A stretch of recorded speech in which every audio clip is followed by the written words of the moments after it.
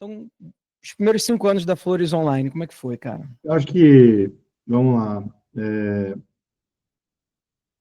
eu precisava ser um tanto ignorante para começar um negócio desse em 98, né? Eu acho que todo empreendedor é um pouco ignorante das reais possibilidades de sucesso e tal, né? A gente é muito passional, e quando a gente vê uma oportunidade que a gente acha que ninguém está vendo, né? E o olho brilha, eu acho que isso é super relevante, né?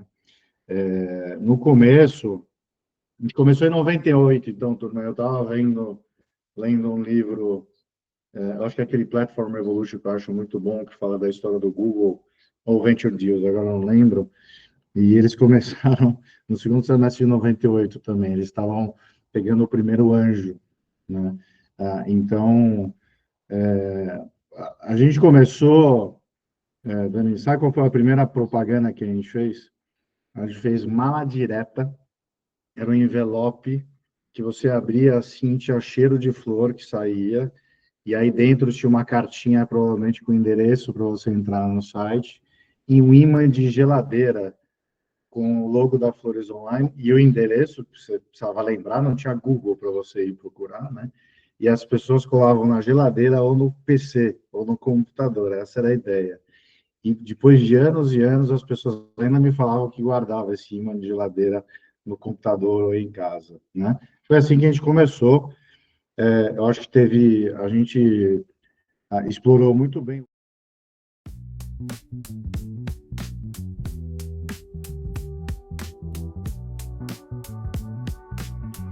Olá a todos, sejam bem-vindos.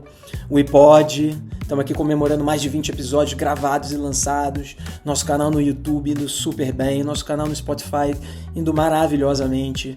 Então é muita alegria, nossa comunidade crescendo. E eu tô aqui para trazer para vocês os episódios de junho. Foi um mês super especial onde nós comemoramos, né, empreendedores que construíram negócios de alto impacto sem capital de investidor. Trouxemos a história do Léo, um paulista, né? Onde ele conta toda a experiência do pai, construindo negócios, tudo que ele viveu de perto. Sua aventura em Portugal, onde ele entra numa aceleradora, hub de inovação, até construir a sua startup, que hoje está indo super bem, nunca captou R$1. Tem uma história do Edu, fundador do Flores Online. Imagina vender flores online no final da década de 90. Como isso é possível? Um produto tão perecível, né? A flor morre tão rápido. Mas ele conseguiu crescer para o Brasil inteiro. Essa história foi maravilhosa, um lado super humano. O Edu hoje na Strive, investindo na nova geração de empreendedores. Episódio maravilhoso, tem que assistir. Meu grande amigo de longa data, Marcos Moraes.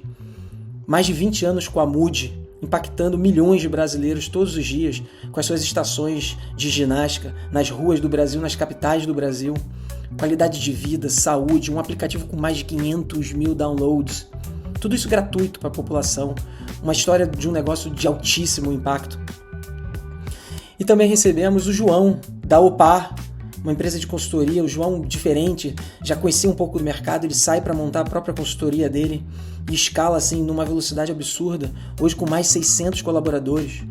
O João conta como é que ele recruta talento, como é que ele cuida da cultura da empresa. Foi um bate-papo maravilhoso, 4 histórias fantásticas, e eu trago aqui para você, nossa equipe, Beto, Henrique.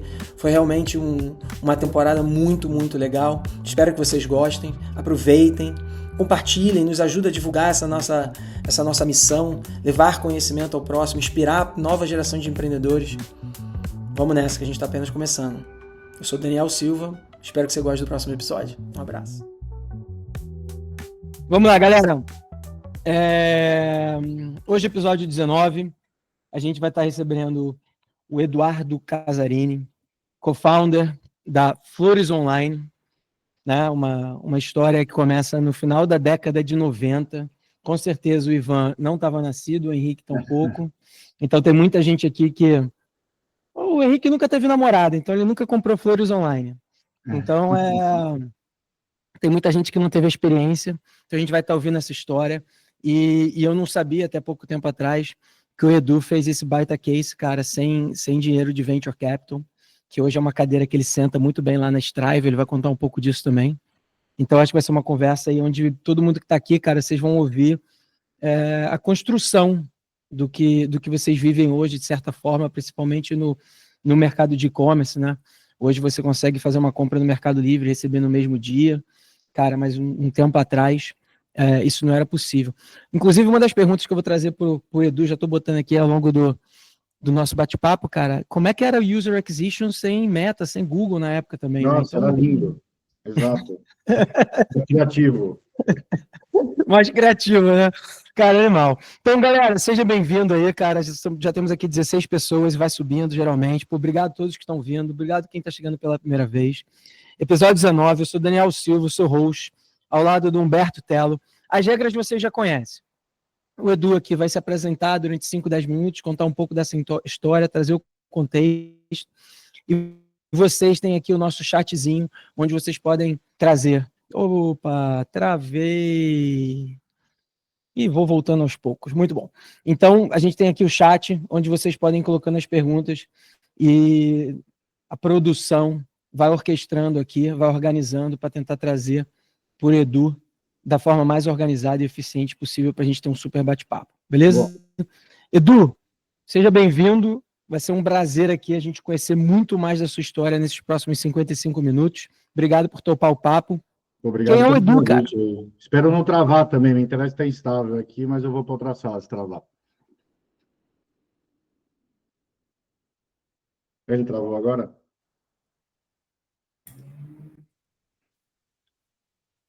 Acho que ele travou, mas ele perguntou qual que é a sua história, se você puder contar um pouco aí. Eu vou começar até ele voltar, espero não travar eu aqui. Bom, galera, obrigado aí pelo convite. É sempre um prazer falar da história empreendedora de uma maneira bem direta e real, né? Que é como sempre eu sei fazer. Vou ficar super animado de receber aí as perguntas de vocês. Bom, mas é o seguinte, história rápida, né? 10 minutos, o Dani voltou aí. Então, vamos lá.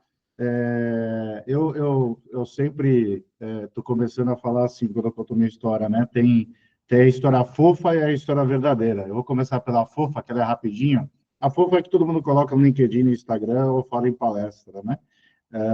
E ela não é real. A fofa é que eu, com 21 anos, comecei aí um e-commerce de flores e presentes, ainda na faculdade, né? E trabalhei 15 anos nesse projeto, sem VC, sem investimento externo, e a gente vendeu a empresa para o maior do mundo depois de 15 anos, e depois de 2 anos eu saí, fui morar em Boston, estudei no MIT, agora invisto em startups, né? Essa é a história fofa, mas não é a 100%, né? A história real eu vou contar agora. E é uma história de muitos altos e baixos, e muita angústia, muita ansiedade e um tesão absurdo de construir um negócio. Essa é a realidade, né? Então, bom, tudo começou, eu estava entrei na GV em 96, né? Agora, a galera, em 96, é tipo anos 80, né? Nada mudava, de 80 até a década de 90, tudo a mesma coisa. Mas eu tive o primeiro choque, né? Eu entrei na faculdade, vi aquela galera de terno e gravata indo no mercado financeiro, Procter Gamble, consultoria, e isso me deu um choque que não tinha nada a ver comigo, né? Eu falei, cara, esses são meus peers, né? Qual que é a minha... eu não tinha identidade, né, com esse pessoal. Eu achava a dinâmica de grupo para entrar em empresa uma coisa bizarra, assim, eu não queria participar nisso. E aí, esse incômodo me fez eu ir para Berkeley, no meio da GV, eu fui para Berkeley estudar marketing lá, então foi meu primeiro mini sabático. E lá que... Meu irmão trabalhava na Microsoft na época, ele é 2 anos mais velho, e minha mãe tinha um negócio de flores, de decoração de flores de eventos, né? Super bootstrap também ela, depois de ter entrado em concordata com outra empresa, com uma margem absurda. E aí, meu irmão ouviu uma história que estava rolando, essa história de e-commerce, começar a vender coisa pela internet. Ele falou, pô, Adu, você que está aí fora, começa a pesquisar, vamos fazer alguma coisa parecida. Eu voltei para o Brasil, e foi o primeiro ponto de inflexão para mim, que eu precisava começar a procurar estágio. Era a época de procurar estágio, mas tinha essa oportunidade de começar um negócio, no e-commerce. Mas naquela época, gente, não era startup, não chamava startup, não era cool. Empreender não era legal, você não era né, a pessoa diferente que estava empreendendo, né? Você não estava indo para o mundo corporativo para começar um negócio, né? E aí, gente, eu acho que eu não empreendi por coragem, sabe? Na verdade, eu empreendi porque eu não queria enfrentar o mundo corporativo e o sistema que para mim não fazia muito sentido. E eu achei mais fácil fazer meu próprio sistema empreendendo, né? E aí a gente começou a Flores Online, uma dificuldade muito grande para mim psicológica desse início, né?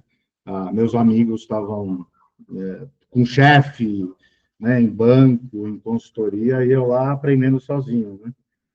Mas a liberdade me cativou muito, essa coisa de eu fazer meu próprio negócio, a gente ter a própria cultura e desenvolver um modelo de negócio, isso para mim era muito motivador, né?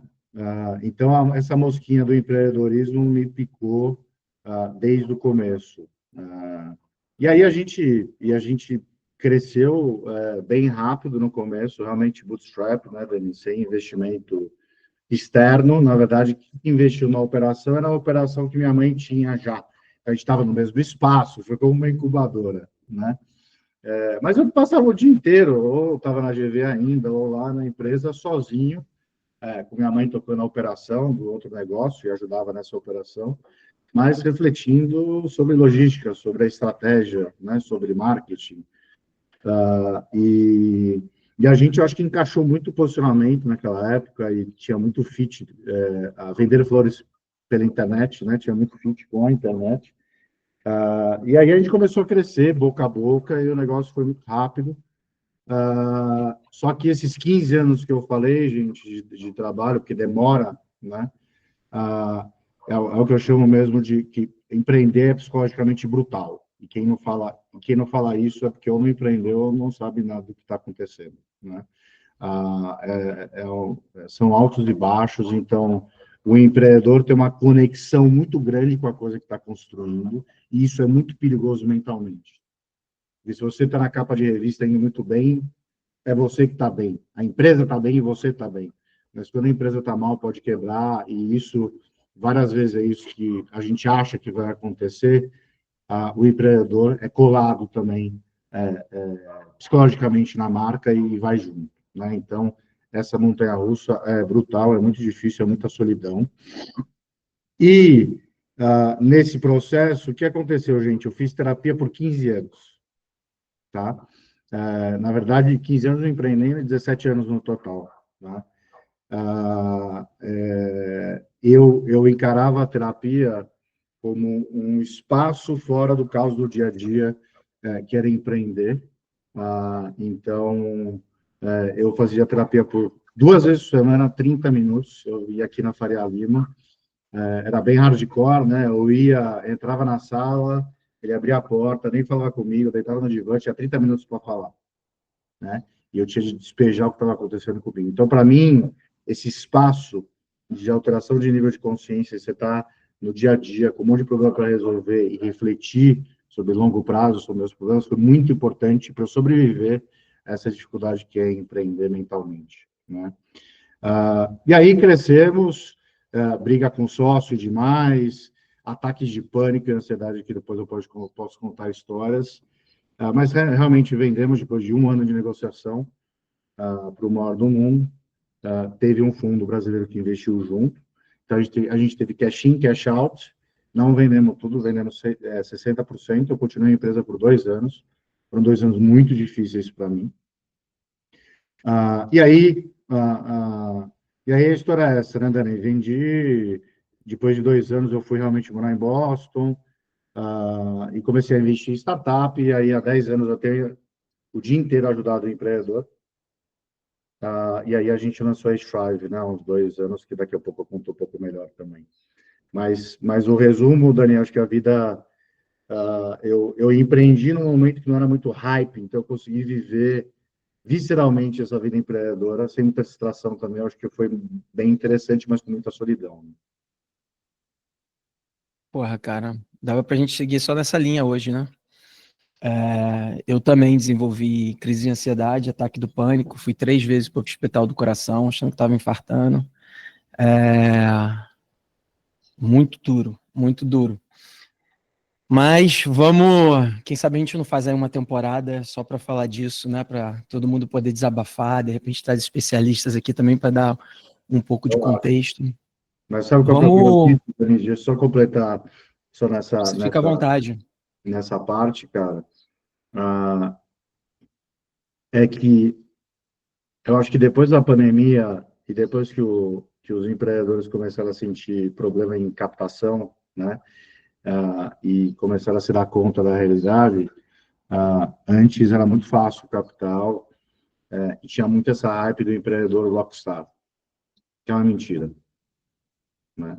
Só que os empreendedores começaram a se ver e jogar para o público e ter uma máscara para o mercado, para os amigos, para os VCs, na palestra, de que sabe de tudo e que captou dinheiro e isso seria o fim, não o meio, e que está tudo bem, ele vai resolver tudo. Né? Ele vai ser o Zuckerberg que vai vender a empresa para o unicórnio.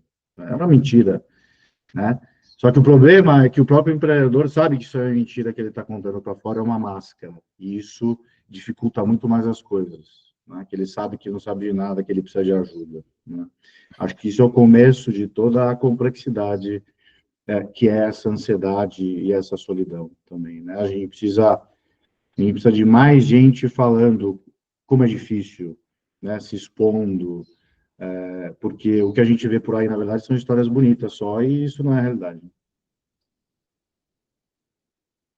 Hum, é, muito bem colocado. Volta e meia eu faço uma reflexão do tamanho do mercado de PR associado ao nosso setor, né? Quantidade de dinheiro que circula em evento, quantidade de dinheiro que circula em palco, quantidade de dinheiro. Acho que a Norte tem mais de 100 investidas. Se 50% delas estiverem deixando 10 mil reais por mês numa agência de PR, é meio milhão de faturamento por mês. Ao longo de 12 meses, tem 6 milhões ali na mesa, né? Só para fazer um exercício aqui do tamanho do mercado do palco, né? Uhum. PR é super bem-vindo quando é uma história, né, que te ajuda dentro da tua visão, de contar história, de topo de funil, de awareness, de meio de funil, de credibilidade, quando você sai num veículo legal. Mas o problema é que, cara, muitos empreendedores começaram a jogar para aquela capa de revista, né? Não para realmente construir uma companhia, construir uma história de valor. E alguns acabaram migrando para a indústria de creator, né? Então, e alguns que migraram para a indústria de creator agora montaram uma plataforma de educação. Uhum. Então, bom, o mercado dá voltas. Edu, você falou cresceu, cresceu, cresceu, mas, cara, eu queria dar um pouco de contexto. Na 1998, a gente está falando de internet dial-up ainda, né? A gente está falando, não tinha fibra, não tinha cabo, não tinha nada, né? E você fala, a gente cresceu, mas cresceu como, assim? Até que ponto vocês fizeram um play de geolocalização? Vocês passaram quanto tempo somente na cidade de São Paulo até abrir uma segunda unidade?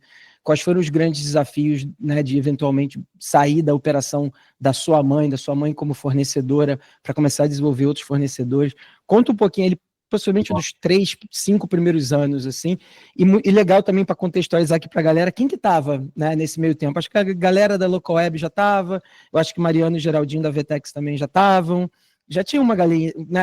O Marcelo Franco da Verve também já estava com a Saks no final da década de 90, e parecido com a sua história, eles passaram acho que 2 ou 3 anos vendendo o estoque da perfumaria do pai do Marcelo, para depois Legal. montarem uma operação né, de ter o seu próprio warehouse. Então, os primeiros 5 anos da Flores Online, como é que foi, cara? Eu acho que, vamos lá, eu precisava ser um tanto ignorante para começar um negócio desse em 98, né? Eu acho que todo empreendedor é um pouco ignorante das reais possibilidades de sucesso e tal, né? A gente é muito passional, e quando a gente vê uma oportunidade que a gente acha que ninguém está vendo, né? E o olho brilha, eu acho que isso é super relevante, né? No começo, a gente começou em 98, então, turma, eu estava lendo um livro, eu acho que é aquele Platform Revolution, que eu acho muito bom, que fala da história do Google, ou Venture Deals, agora não lembro, e eles começaram no segundo semestre de 98 também, eles estavam pegando o primeiro anjo, né? Então, a gente começou, Dani, sabe qual foi a primeira propaganda que a gente fez? A gente fez mala direta, era um envelope que você abria assim, tinha cheiro de flor que saía, e aí dentro tinha uma cartinha, provavelmente com endereço para você entrar no site, e um imã de geladeira com o logo da Flores Online e o endereço, que você precisava lembrar, não tinha Google para você ir procurar, né? E as pessoas colavam na geladeira ou no PC, ou no computador, essa era a ideia. E depois de anos e anos, as pessoas ainda me falavam que guardava esse imã de geladeira no computador ou em casa, né? Foi assim que a gente começou. Eu acho que a gente explorou muito bem o boca a boca, né? Eu acho que assim, qualquer negócio que vai bem, não tem como o boca a boca não ajudar, o produto tem que ser bom, não tem jeito, você tem que resolver uma dor mesmo, porque aí o negócio tem um empurrão muito importante, né? E aí, eu não sei, eu acho que a gente começou a investir em link patrocinado com a Overture, não sei nem se vocês ouviram falar sobre ela. A Overture foi a primeira no Brasil, que a Yahoo comprou depois, não tinha Google. O link patrocinado era a Overture, mas a gente fazia... KD, KD.com.br? KD.com.br? O KD, começou a ter o KD, mas assim, não gerava muita coisa. E aí começou a febre, eu acho que nos anos 2000, daí veio todo mundo, Star Media, América Online, O Site, Terra, UOL, daí começou Americana, Submarino, e a gente tinha parceria com toda essa galera, né? Então, por anos e anos, a gente tinha uma estratégia de fazer parceria com esses shoppings ou sites, né? Com link, eles direcionavam o link para a gente pagava 10% de comissão e vendia bastante. Americana e Submarino vendia muito para a gente. Mas, na real, é que eu fiz muita permuta, fiz muita guerrilha, distribuí flor em lançamento da Playboy, né, uma revista antiga, aí, fazia parceria com a academia, colocava o arranjo de flor na entrada com o logo, distribuía mala direta. Então, muita guerrilha, muita criatividade nesse começo. Fiz muito outdoor em São Paulo e a gente começou a entregar em São Paulo, Dani. Como é que era uma compra normal no começo da Flores Online? Primeiro, a gente entregava só em São Paulo. A gente já entregava no mesmo dia. Era sem delivery desde 98, né? Porque eu queria explorar essa necessidade que o pessoal tinha de entregar rápido, que eu esqueci a data. Então, a gente foi forçado a ter uma logística eficiente desse nível. Não podia falar, vai comprar aí flor, e você lembra do aniversário do sujeito 3 dias depois. Não, o pessoal lembrava no dia. A gente foi forçado a ter soluções para isso, né? Então, a gente entregava no mesmo dia em São Paulo e só fazia São Paulo. Então, né, no conceito moderno, que eu nem sabia na época, que chama de beachhead, né? Você fica forte num segmento muito específico, ganha esse segmento e vai para os outros. Então, a gente ficou forte em São Paulo, tinha a hype da gente sair em muita matéria, né, gente? Em PR de graça, porque a gente era novidade, então a gente saiu muita matéria, revista, Veja, a gente saiu, Exame, Forbes, tudo tentando explorar o que estava acontecendo, né? E aí o sujeito entrava no site, comprava, então meu risco, gente, era saber se as pessoas iam querer colocar o cartão de crédito na internet. Esse era o primeiro risco, né? E ela fazia o pedido para entregar no mesmo dia, ou com data agendada. Esse pedido chegava lá no nosso back-office, na nossa produção, era uma produção mesmo, né? E como é que vocês acham que era a forma de pagamento? A estrutura de pagamento? Pô, não tinha maquininha na época. No final da década de 90 era aquele que Maquininha, não. passava, né?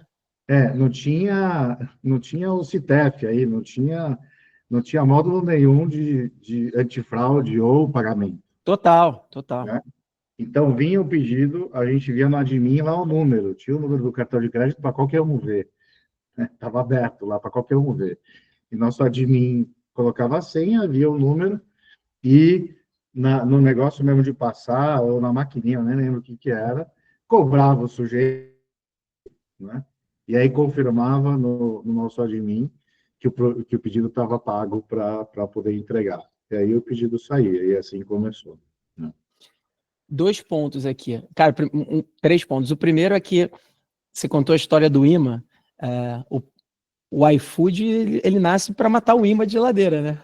Você tinha 5 pizzarias, 5 hamburguerias, 5 sushi. Quando o iFood nasce, você só vê agora aço inox e Electrolux, porque sumiu todos os imãs daqueles business que a gente vivia ligando.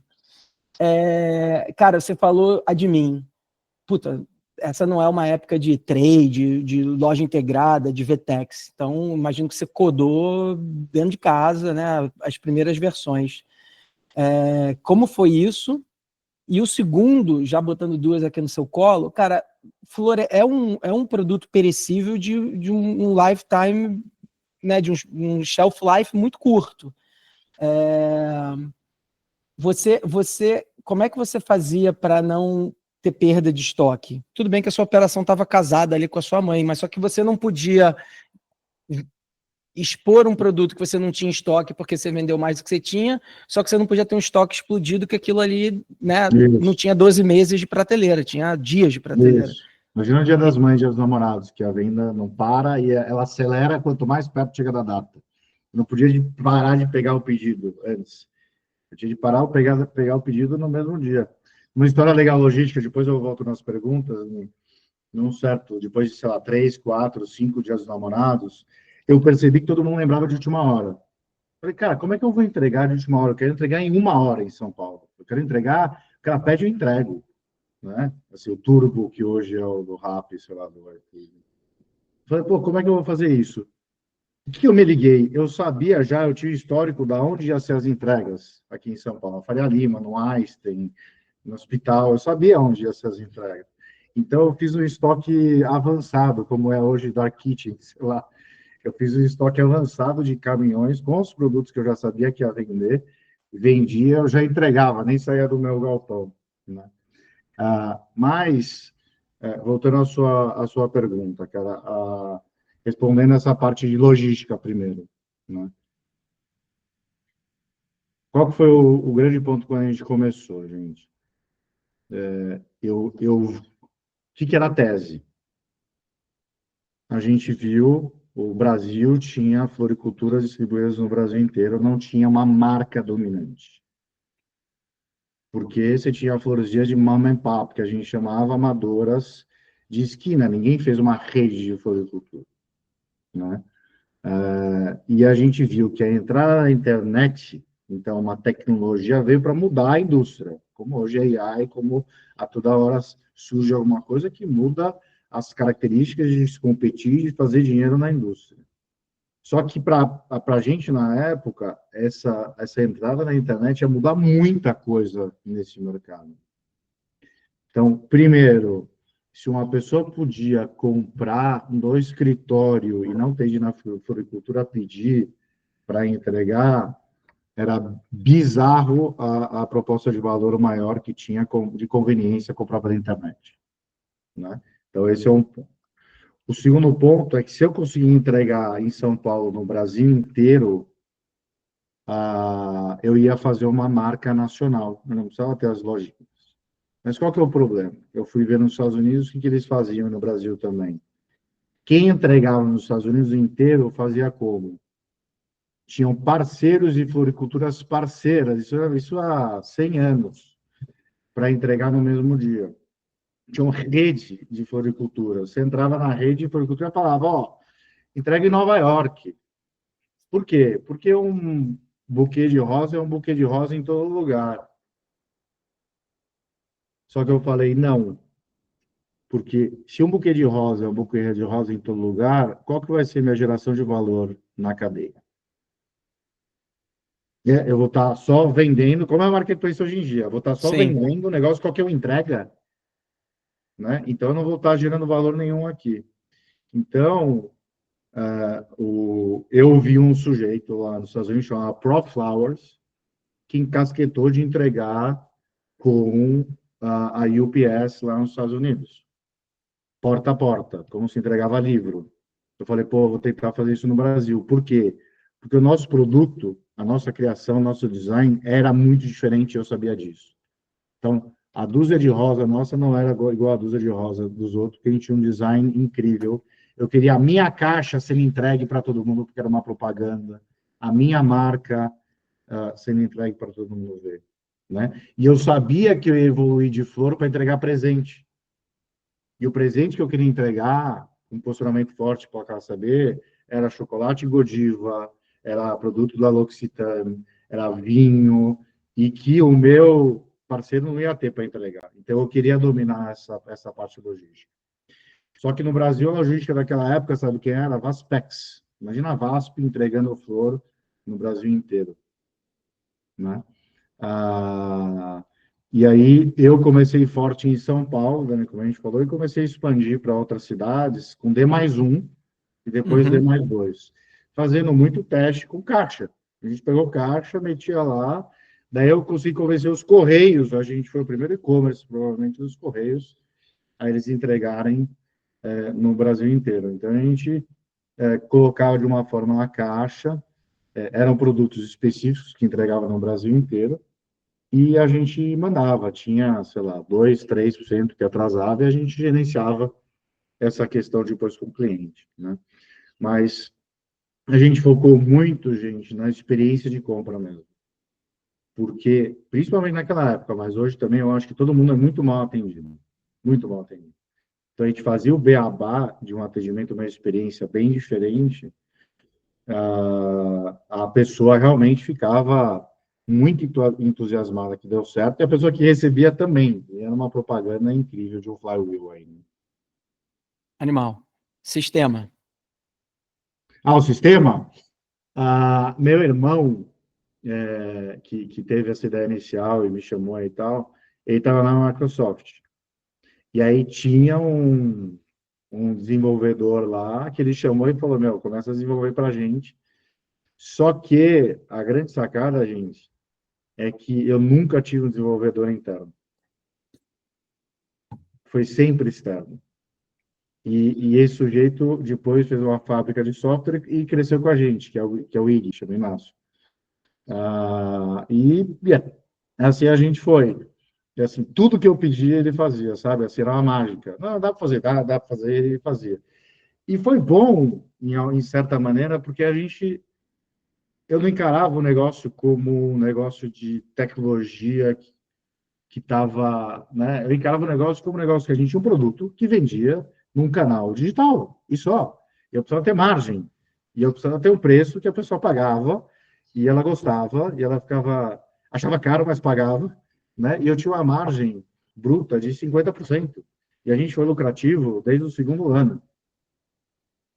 Então, eu tratava o negócio como um negócio qualquer, né? E a Barriga no tecnologia, balcão.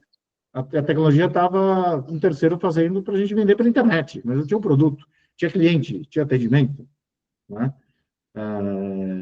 Então, a gente passou aí um ano de aflição para saber se o negócio parava em pé. E a gente viu que parava porque é bem interessante até essa questão de precificação, fugindo um pouco do tema, né? Porque tem muita coisa nova que a gente não sabe como precificar, né? E aí, no mercado, o que falava no mercado de flor? Cara, pega a margem, pega a matéria-prima que você gasta e coloca o markup de 3 vezes. E a gente começou a fazer isso. Pegava a matéria-prima que a gente gastava e colocava o markup de 3, né? Só que eu comecei a perceber que a gente gerava muito mais valor que uma floricultura normal e as pessoas estavam dispostas a pagar mais. Eu fui aumentando, até a gente chegou a 5, e foi 5 a vida inteira. Então, eu consegui ter um markup muito maior vendendo flor e vendendo vinho, por exemplo, ou chocolate, que o varejo normal. Porque a pessoa estava num negócio que eu quero dar presente agora, não Claro. tem única opção. Né? E a gente entregava valor. Então, essa parte de sistema foi isso. A gente, enfim, óbvio que sofreu porque não tinha desenvolvedor interno, mas era mais o site, e-commerce, enfim, naquela época o que importava mesmo para o nosso negócio era produto, era logística, né? Atendimento, então tinha muitas outras coisas além da tecnologia. Né? Essa logística em São Paulo era própria? Imagino que você operava o quê? Com motoboy? Em São Paulo, a gente terceirizava com alguém que era especialista em contratar carro, motorista, mas a operação e a inteligência, toda a estratégia de entrega era nossa. Entendi. A gente Legal. só terceirizava ele. Eu tenho uma historinha para contar também de Black Friday. A gente passou um tempo negociando vender o Vai Moto para B2W. E eles usavam a gente, cara, fazia o que queria, né? E eu desesperado para agradar e vamos evoluir, quero vender, quero ser sócio do Jorge Paulo, aquela coisa toda. Aí eles ligam e falam assim, cara, é o seguinte, a gente tem 20 mil caixas aqui da Amazon e a gente precisa botar na rua em 24 horas. Você resolve pra gente? Eu falei, cara, é agora que eu vou provar o meu valor, resolvo. Desci do escritório, atravessei a rua, tinha um estacionamento, aluguei 3 vagas de garagem por 48 horas, o caminhão da B2W chegou, eu joguei todas as caixas nessas 3 vagas e a gente recortou, eu acho que São Paulo tem 6 zonas, né? 01, 02, 03, a gente recortou nessas 6 zonas, disparamos um push notification para todos os motoboys no aplicativo falando, quem quiser vai ter 100 entregas por dia saindo desse endereço. Teve um motoboy que fez R$ 2.000 por dia, durante 2 dias ali, pra gente botar tudo na rua. Eu controlei tudo no WhatsApp. Teve nada no sistema, não deu para botar os pedidos no sistema. E eu falei pra eles, eu falei assim, agora você se vira aí com reclame aqui, mas eu botei os 20 mil pedidos na rua. Mas é meio guerrilha, né, Dani, para a Cara, gente aproveitar eu acho algumas que tem que, oportunidades. eu acho que tem que ter, eu acho que é o que você falou da questão psicológica, eu acho que, né, todo empreendedor tem que ter um quê de loucura e vão ter diversos Tem. momentos que você vai operar ali na zona cinzenta, tomando um pouco mais de risco.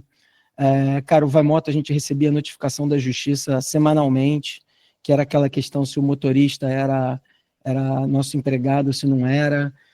Cara, aquilo ali me dava uma aflição. Toda vez que chegava aquela cartinha, eu abria, o coração ia a 180. Eu pensava na minha filha, pensava no meu CPF, pensava no patrimônio dos meus pais, que eventualmente podia reverberar para eles. É muito duro essa parte, quando você tem um business que está num ponto de inflexão da legalidade, né, que você está mudando, é um modelo de negócio novo, que ainda não está estruturado, cara, eu acho que tem grandes oportunidades nos pontos de inflexão, né, sem dúvida, mas você tem que ter um estômago diferente, um estômago de aço. E eu acho que, assim,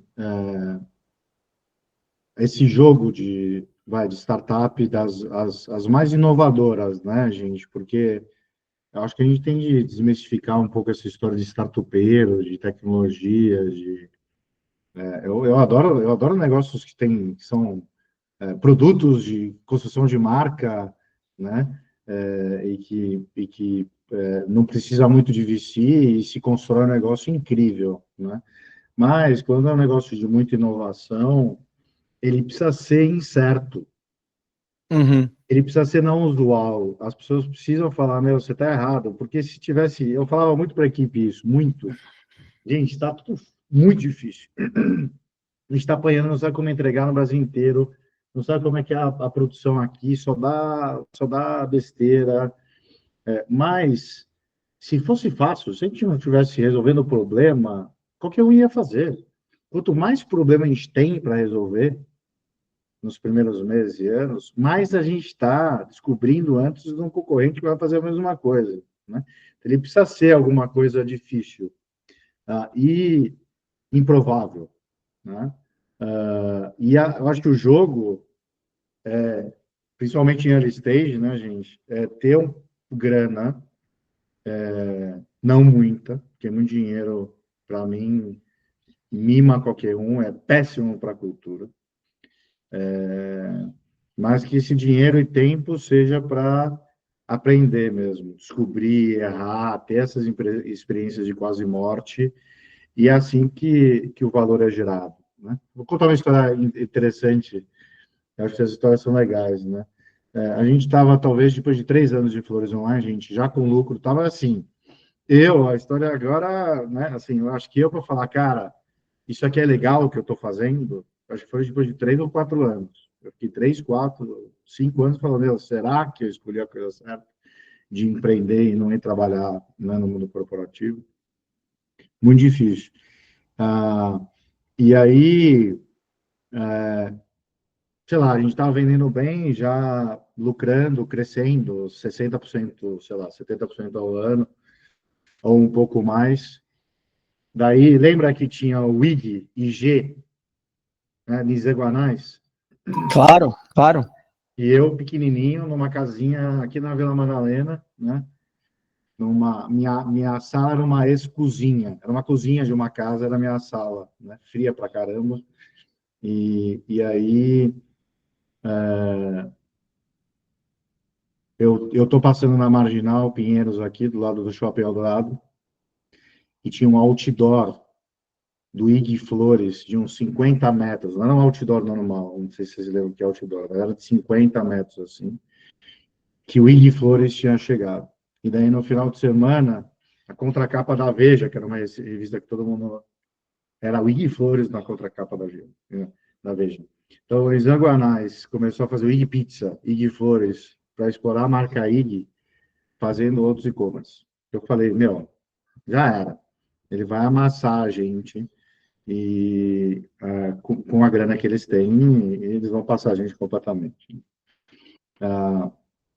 Só que daí, depois de umas 3 semanas, eles ligam para a gente e falam, ó, como vocês sabem, a gente está destruindo, a gente vai investir muito em comunicação, vou querer crescer demais, só que eu não sou operador, e a gente sabia disso, né? Você é uma marca, você não é um operador.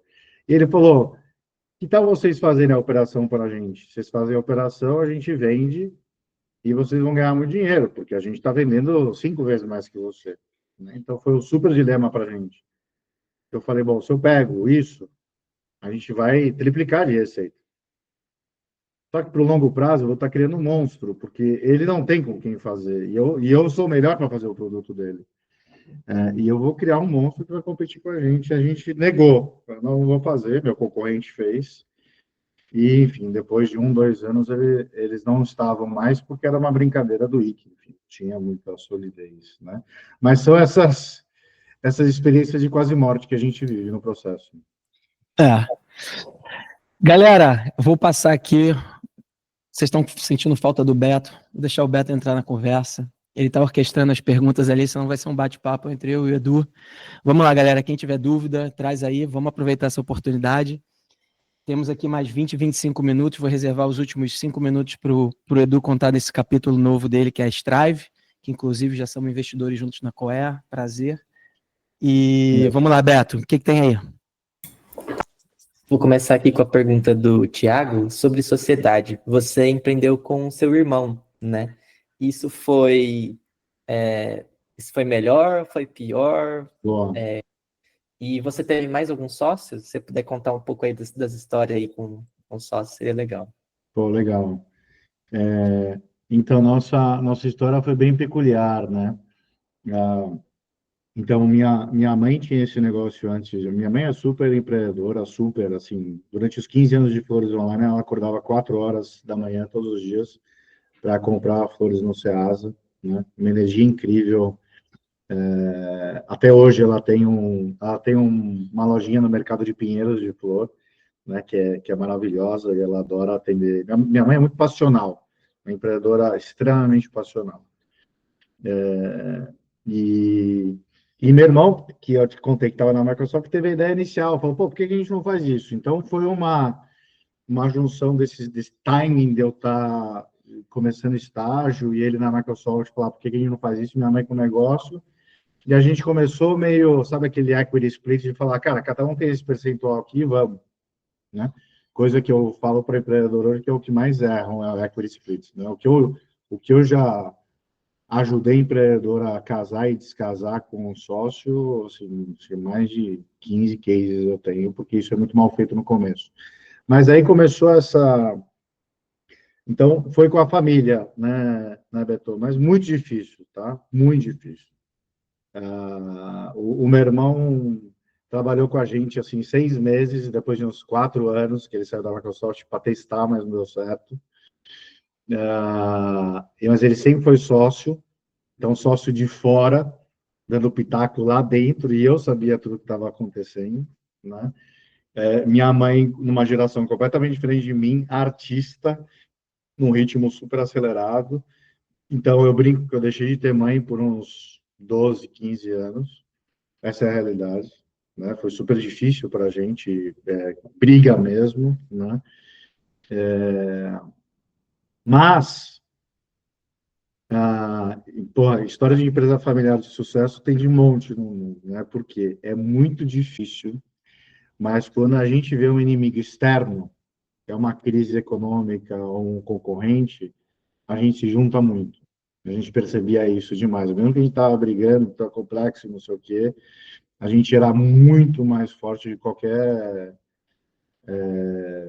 sociedade poderia ser, né? Mas eu acho que, né, hoje, depois dessa experiência, ah, é, é, você construir um negócio com família, com irmão, com namorado, namorada ou amigo muito próximo, é uma complexidade a mais, tá? Eu acho. Assim, é um red flag, né? Não é que, ó, é impossível, não vai dar certo. Não é isso. Mas é difícil. A relação é difícil. Tem um livro que eu recomendo muito para quem não conhece, chama Founders Dilemmas. Não é um livro muito hype, mas eu acho que é incrível porque fala de todos esses detalhes, né? De equity splits, de relacionamento, de acordos que os sócios precisam ter desde o começo e que ninguém faz contrato e tal. E aí, nesse processo, gente, a gente teve um sócio que foi muito importante para a gente, que foi o Alexandre Borges, que depois comprou e vendeu a Mãe Terra para a Unilever. Ele era um amigo do meu irmão na GV. Ele entrou com a gente nos anos 2000. Depois de 2 anos que a gente já tinha a operação. Imagina, gente, nos anos 2000, não sei como, a gente fez um processo de vesting com ele. Eu não sei, acho que meu irmão trouxe essa ideia, ou ele trouxe. E aí ele ficou 5 anos com a gente, nesse processo de vesting, e daí ele saiu, teve outros negócios e tal, mas foi super relevante para a gente essa entrada de alguém de fora da família para a gente construir o negócio. Edu, daria para ter feito a Flores online fora de São Paulo naquela época, ou o fato de estar em São Paulo foi determinante? Na operação, se diz fora de São Paulo ou em outra cidade do Brasil? Isso. Eu Assim, acho que como as pessoas falam, né? AI está acontecendo no Vale do Silício, está acontecendo não, na China, etc. Todos os outros lugares estão defasados. Aí tentando fazer essa analogia com ali o começo dos anos 2000, São Paulo, megalópolis, na densidade populacional. Então, assim, o ambiente de São Paulo, a forma como a cidade está estruturada, era um ambiente perfeito para fazer esse piloto, essa primeira atração que depois permitiu escalar para outros estados? eu acho que sim, porque a gente conseguiu entregar no mesmo dia. Então, só por conta dessa. E o mercado era muito, muito grande. Então, a gente conseguiu ter uma operação super eficiente, redonda, entregando rápido para um público grande, né? E isso fez com que a gente depois conseguisse crescer. Mas, em termos de ecossistema, de ajuda, não tinha nada, né? Então, isso é ruim e é bom, tá? Porque o ruim é porque você não tinha ajuda e era muita solidão, e a solidão do empreendedor é muito dolorida, né? Mas para mim o bom é que eu não tinha LinkedIn para ficar me incomodando de como as outras pessoas estavam. Eu estava jogando meu jogo mesmo. Eu não sabia o que estava acontecendo fora do meu mundo, eu não sabia. A gente só gastava tempo de resolver o nosso problema. E isso acho que tem um impacto muito grande na vida dos empreendedores hoje em dia. É muita distração. É muito eu quero ser o que os outros são. Isso é uma distração incrível, apesar de ser uma parte de motivação também. Eu vou trazer uma pergunta aqui do Ivan, que eu achei bem legal. Se você pudesse liderar outra revolução digital em um setor tradicional, hoje, qual seria, e por quê? Ou quais, né? Que ideias você tem aí? Legal, porra. A gente está com a Strive investindo nisso, né? Então, depois eu conto um pouco mais da Strive, né, gente? Mas eu consigo fazer isso hoje vendo como tecnologias, seja AI ou qualquer coisa, realmente mudam bagunçam todo o sistema de uma indústria, né? Então, a indústria de educação, por exemplo, a indústria de mídia, hoje a gente tem investimento na Newsco, é uma que está mudando completamente. De educação, a gente tem a CoGrader, que para mim, educação com AI e tecnologia, não dá para acreditar que está da mesma forma como é há 100 anos, né? Dentro da sala de aula e fora da sala de aula. Mas uma história, enfim, interessante também que a gente fez, não sei se todo mundo sabe, nos anos 2000 e pouco, aliás, com o Thiago, né, Danilo? Não sei se ele contou essa história, a gente empreendeu, eu e o Thiago, meu sócio atual na Strive, com a Pipoca Online. Não sei se vocês já ouviram falar da Pipoca Online, mas é aquela loucura. Total. A gente trouxe o modelo de negócio da Netflix para o Brasil, mas quando a Netflix era DVD ainda, né? Então, é só uma brincadeira respondendo essa pergunta, Beto, de que, pô, eu via como era Blockbuster no Brasil, que cobrava multa, né? E era um modelo muito antigo e a gente fez também um modelo com tecnologia, um modelo completamente disruptivo para a época, né? De entregar DVD pela internet mesmo. A pessoa pedia pela internet e a gente entregava os DVDs na casa das pessoas. Acho que para a gente fechar e falar um pouquinho da Strive, quando que você saiu da operação depois do exit e que sinais que você tinha de que a empresa ia continuar rodando mesmo sem você e sem os fundadores? Cara, ótima pergunta.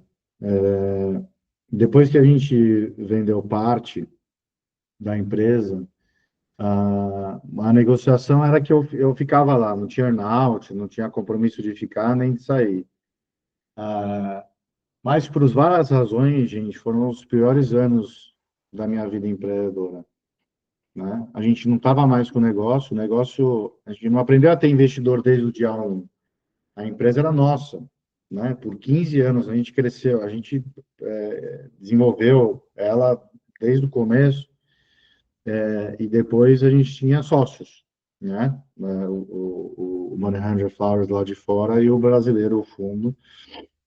E aí toda a dinâmica mudou, né? Meu tesão pelo negócio mudou. Era um projeto legal para a gente crescer, mas a gente até captou muito pouco. Naquela época se captava pouco, né? Pelo tamanho que a gente tinha. E aí eu senti que eu precisava começar um outro ciclo. E é muito difícil começar outro ciclo de você sair e deixar a criança que você criou assim. É terrível. É um luto. Tem um livro muito legal que eu acho que muita gente não conhece, que eu comprei naquelas, enfim, livrarias que você acha livro do nada, que chama Exit Big, né? Como os fundadores precisam e vivem essa dor da venda.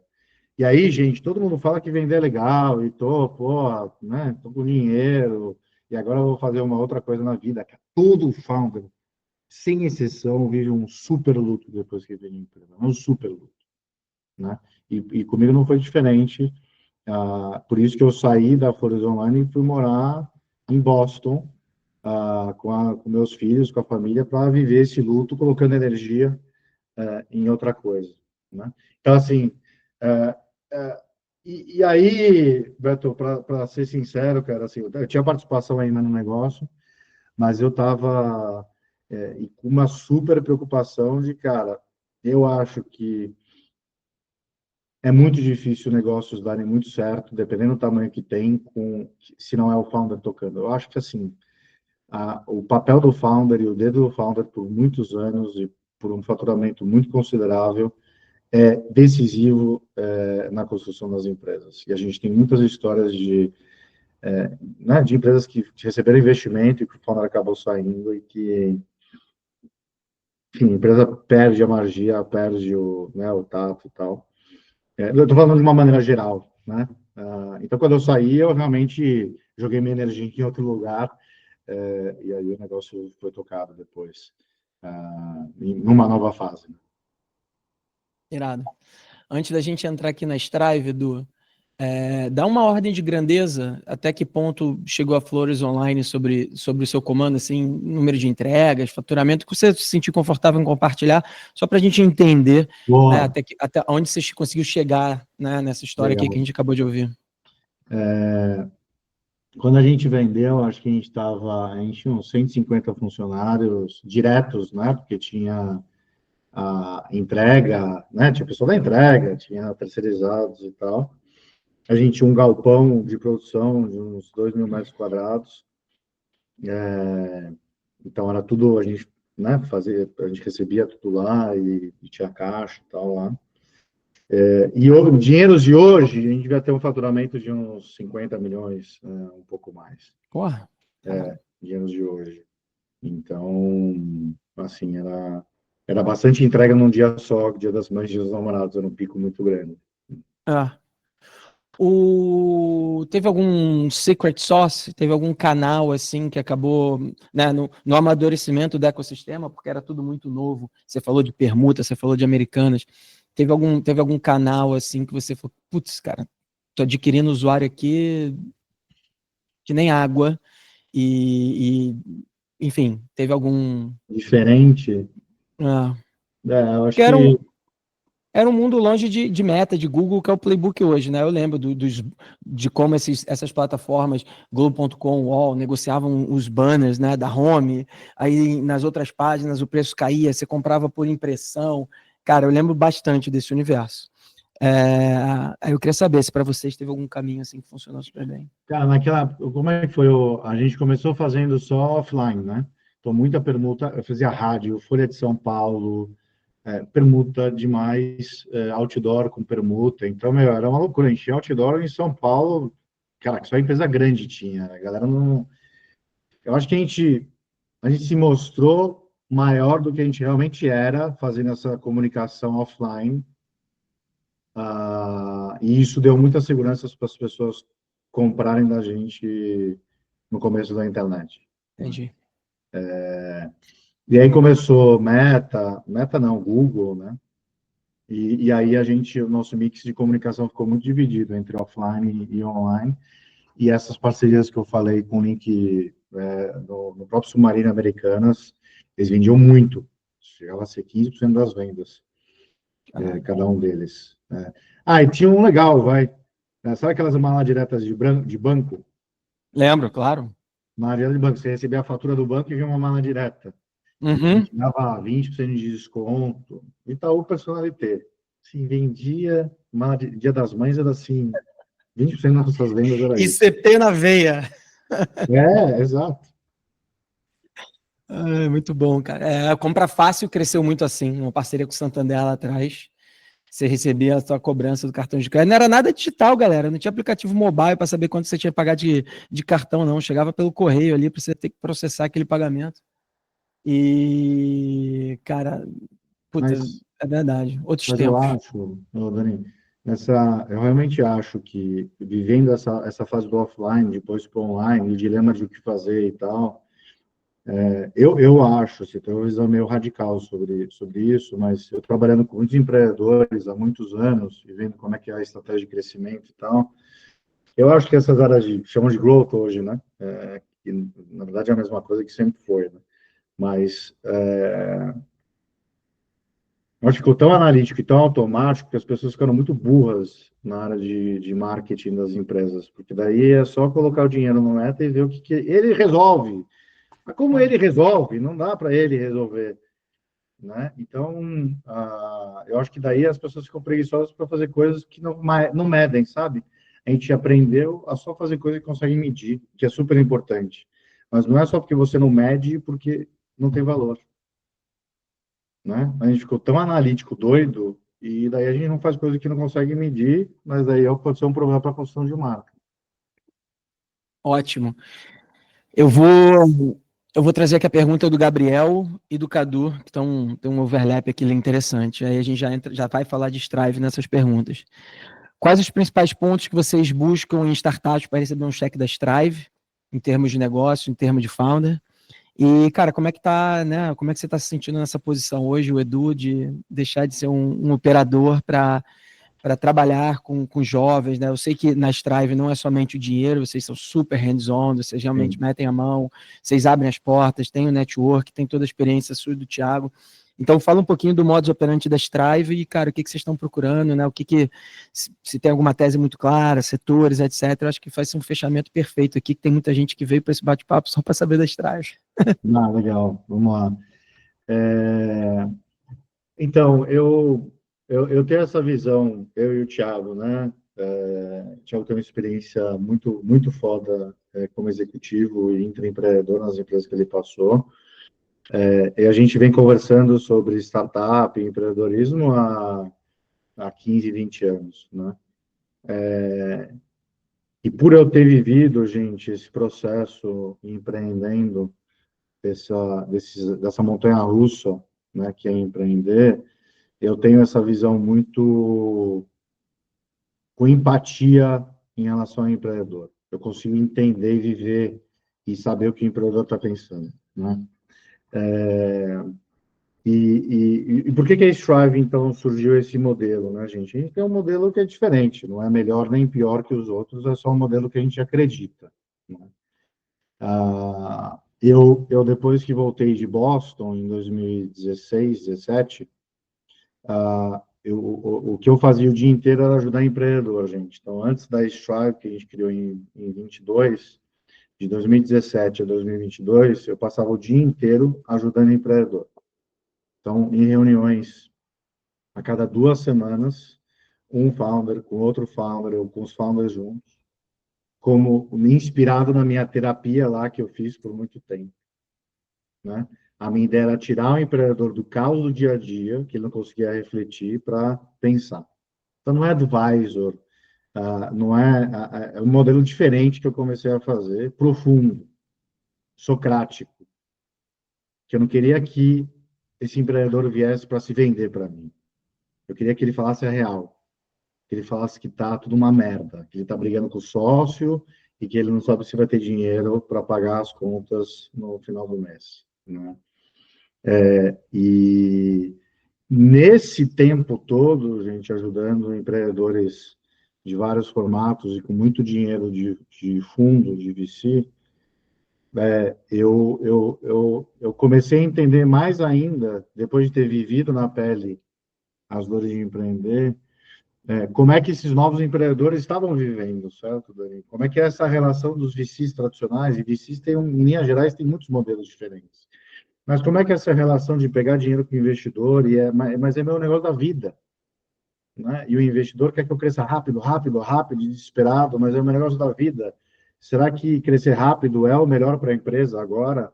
Será que eu estou alinhado 100% com o que o VC quer, né?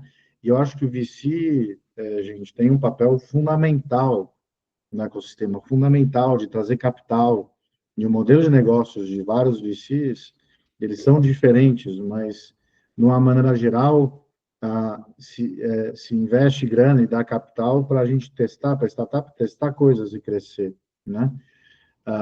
Mas a gente também viu, e pela minha experiência empreendendo, que capital é uma parte da história, né? E a gente viu também aqueles modelos de aceleração que também são super interessantes, mas são assim, 6 semanas de aula de pitch e aula de como de go to market e tal. Mas empreender é muito mais difícil que isso. Assim, são 5 dilemas por dia. Então a gente estava muito na superfície nesses programas de aceleração e tal. Então, o modelo da Strive, ele é muito pró-founder nesse sentido, né? A gente tem um modelo que, além do capital que a gente coloca, eu e o Thiago, a gente ajuda os founders por 2 anos, semanalmente ou quinzenalmente. Então, não são reuniões de report. A gente está trabalhando, a gente está empreendendo com os founders. Mas a gente não está cobrando, a gente não está só deixando o processo mais intenso, né? A gente está também tendo reuniões importantes para eles serem provocados, refletirem e ajudarem eles a saírem de dilemas que eles vão ter todos os dias. A gente está nas trincheiras. E esse é o nosso modelo, né? Então, a gente tem um investimento de tempo muito grande, que outros modelos de VC não têm, porque é mais capital e ajuda esporádica, né? Mas é nisso que a gente acredita. Então, além do dinheiro que a gente tem dessa nossa holding, em paralelo, a gente tem um contrato com os founders que a gente vai ajudar eles por 2 anos. Mas, assim, me liga quando precisar, gente. É completamente diferente, né? Não é um advisor share que você vai colocar o nome no PPT e falar que ele é um sócio e ele te ajuda uma vez ou outra. A gente realmente está nas trincheiras, é isso que a gente acredita, né? E aí, só para finalizar, turma, o que a gente procura? A gente aposta mesmo nos founders. É bem early stage, ou já validando. A gente sabe o quanto os founders vão pivotar, quanto é difícil. A gente vai, desde o começo, a gente tem que achar as soluções juntos. Então, 70% do peso que a gente coloca é no time mesmo, né? E 30% é na indústria. A gente não tem nenhuma indústria específica. A gente quer indústria grande, que a tecnologia está mudando tudo, como foi no caso da Flores Online também, né?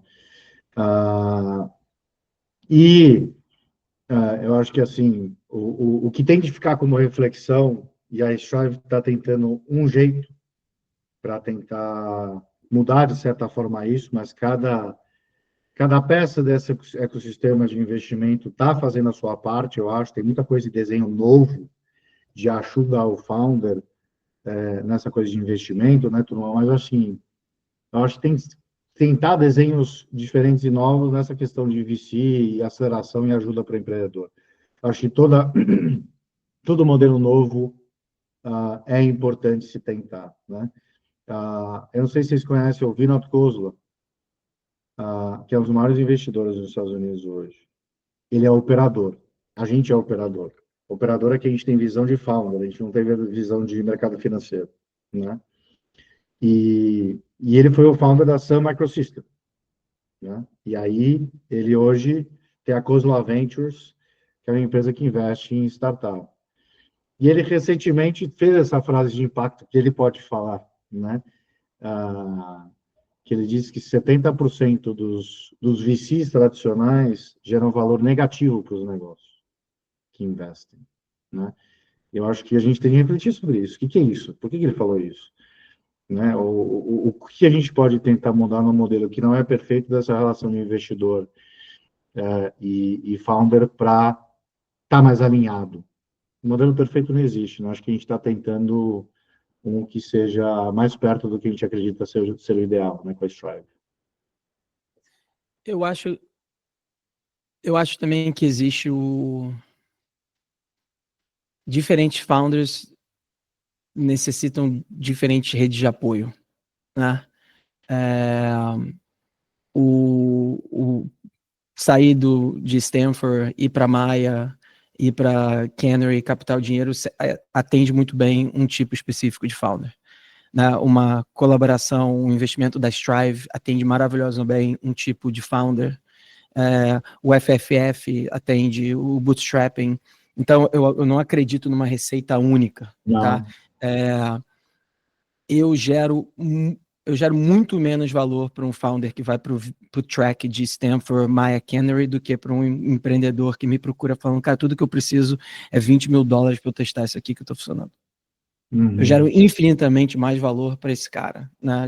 De ajudar a entender, eventualmente botar ele num track que ele vai fazer um pitch para Strive, ele vai fazer um pitch para Verve, ele vai fazer um pitch para diversos outros investidores que estão na minha network, que eu vou fazer o warm intro. Então, eu acho que, assim, diferentes founders, diferentes modelos de negócio, diferentes indústrias demandam diferente suporte, né? Então, é a forma como eu vejo. Eu não acredito que todo mundo deveria ir para a Kazek e o único playbook que existe é o playbook da Kazek. Não é isso, até porque a Kazek vai negar 98% das pessoas que aplicarem lá, que deve ser mais ou menos o rate deles, se não for 99%. Tá? Então, assim, tem gente que chega... E eles têm uma cabeça muito empreendedor também, porque foram, né? Total, são operadores. Também, né? Sim. Não é uma crítica, mas esses caras estão vendo 1.000 deals para fazer 10 deals. Então, 990 não tem fit, ou eles já investiram numa que tem uma tese semelhante, aí vai ter conflito, etc. e tal. Adoro eles, tenho eles no Cap Table, no Rei do Pitaco, e, cara, fazem um excelente trabalho ali de ajudar os meninos.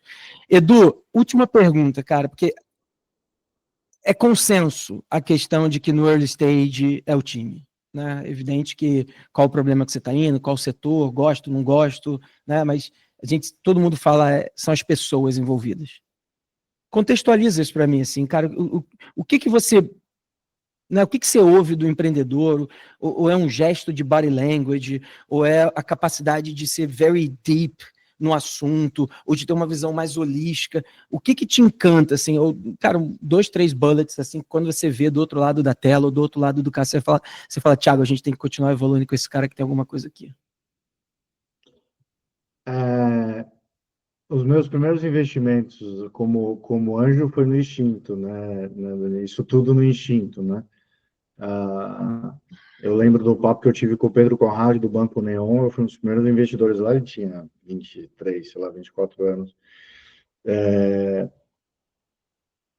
Que eu acho que se você for falar, cara, o que é uma coisa de instinto, a gente não tem instinto hoje, a gente tem muito um checklist que a gente analisa do negócio, dos empreendedores, mas se é para escolher uma coisa que é difícil mensurar, eu acho que é um pouco da obsessão de se incomodar com uma coisa que está rolando, Dani, ter energia e querer muito resolver o problema. Então, ter esse espírito de eu estou incomodado. Sabe aquele... Eu costumo falar que tem empreendedor que tem cabeça de VC. Esse empreendedor a gente não curte muito. O que é cabeça de VC? Eu estou fazendo aqui, eu quero fazer uma startup, então eu estou vendo vários modelos aqui, que eu quero encaixar uma dor e solução que eu estou procurando, né? Assim, a gente gosta de empreendedores que estão obcecados com uma dor que viveu, ou que está vendo, que está doendo nele, e que mostra brilho nos olhos para resolver, e muita energia para fazer isso acontecer, e tem um viés forte, além de outras competências na equipe, né, Daniel, mas tem um viés forte de vendedor, sabe? Vendedor no sentido de, eu acredito nisso, eu tô com uma puta energia para resolver isso, eu tô cego até do que está acontecendo em volta, e eu vou vender isso para todo mundo, para time, para investidor, né, para cliente. Eu acredito nesse movimento, eu vou vender até conseguir uma solução, porque é muito difícil, porque tudo é muito difícil. Então, se não tiver essa dor, essa vontade, que vai trazer resiliência, talvez o time não tenha o que precisa para conseguir persistir. Né? Legal. Essa questão do vendedor eu tenho também. Eu tenho um sweet spot para quem se comunica muito bem. Assim, quando o cara tem um arsenal de vocabulário, quando ele tem uma articulação, quando ele tem um body language, quando ele tem um tom de voz, quando ele tem uma cadência e ele tem propriedade sobre aquele assunto, e, cara, ainda mais se for um assunto muito distante do meu conhecimento normal, eu fico assim, excitado para continuar falando com aquele cara. Exato. Boa. Animal. Solo founder para vocês tem problema? Você falou de sociedade, família. No caso de vocês eram 3, mas depois também teve outro founder, o outro que entrou. Você gosta que você tem um número assim que você acha que funciona melhor, um trio, uma dupla, cara sozinho? O sozinho não é. A gente, de 6 investimentos que a gente fez com a Strive, um é solo founder. Né? Então, assim, tá aquele receio, né? É um problema para escalar, é muita coisa para fazer, não é fácil. Precisa de um founding team com equity também alinhado, né? Eu acho que o sweet spot são 3. Eu acho. Agora, mais que isso, é pior do que solo founder. A complexidade que acontece quando você coloca mais uma pessoa no bolo é imensamente maior do que se tirar essa pessoa. Tem todas as relações entre elas e as chances de dar pau, né? Então, eu acho que passou de 3 já é bem complicado. Muito bom. Galera, vamos fechar aqui o episódio de hoje. Foi um prazer receber o Edu, ouvir essa história da Flores Online, né, num mundo muito distante, né? Muitos aqui não estavam vivos, né? Como final da década de 90, começo do ano 2000, mato alto. E fiquei super impressionado também com a abordagem humana, né? Em diversos momentos do nosso papo aqui, o Edu fala de psicologia, ele fala de de emoções, ele fala de luto, ele fala de resiliência. Então, foi muito além de ouvir uma história de sucesso. Então, foi bem humano, assim, do jeito que a gente gosta. Edu, super obrigado, cara, pela sua disposição, né, trazer aqui, abrir o coração, abrir a cachola, contar essa história para todo mundo. Pode ter certeza que vai inspirar os 20 e poucos que estavam aqui, e a gente vai fazer um baita de um trabalho para isso reverberar nas redes também, chegar no maior número de pessoas que estão sonhando com empreender, que já estão empreendendo. Então, cara, muito obrigado por topar, muito obrigado por vir aqui.